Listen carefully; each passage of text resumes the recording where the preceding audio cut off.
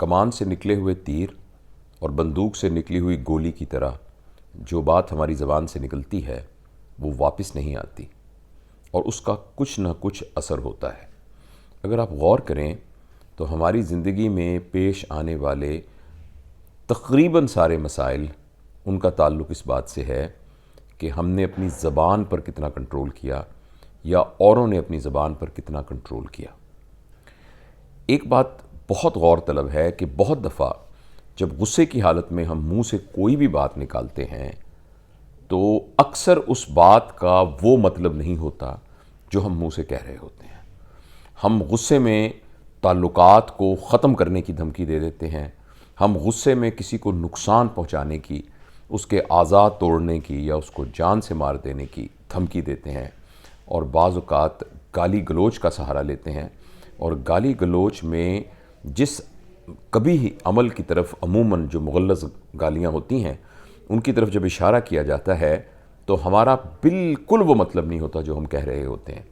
لیکن اس سارے کے باوجود سننے والے کے لیے اس بات کی کوئی اہمیت نہیں ہے کہ آپ دل میں کیا محسوس کر رہے ہیں،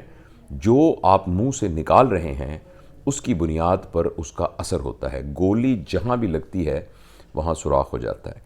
تو کی گئی غلط بات ہمیشہ اپنا اثر دکھاتی ہے۔ آپ نے دیکھا ہوگا کہ بہت دفعہ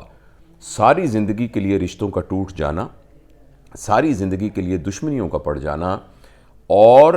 ایک دوسرے کو نقصان پہنچانے کی ضد پر اڑے رہنا، اس کی بنیاد صرف یہ ہوتی ہے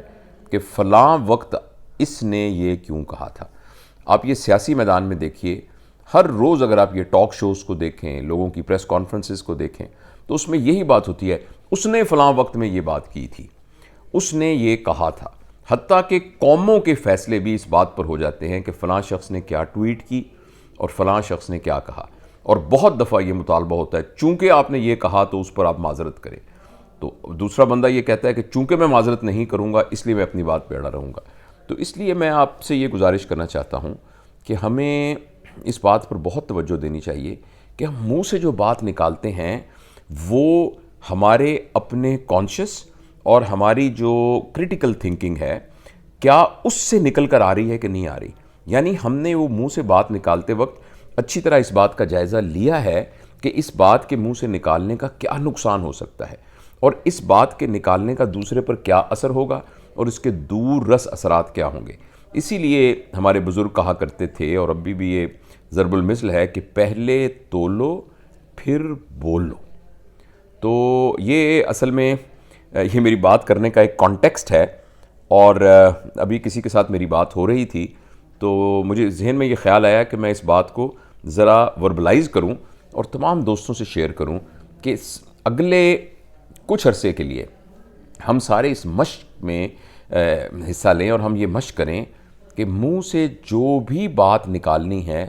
اس کے نکالنے سے پہلے تھوڑا سا وقفہ کر کے ہم سوچ لیں کہ جو بات میں کہہ رہا ہوں اس کا کہیں کوئی نقصان تو نہیں ہوگا، اور دوسری بات یہ کہ جو بات میں کہہ رہا ہوں کیا میرا اس بات کہنے کا وہی مطلب ہے جو کہ یہ الفاظ کنوے کر رہے ہیں۔ اگر ہم ایسا کر لیں تو آپ دیکھیے گا کہ ہماری زندگی انتہائی خوبصورت ہو جائے گی۔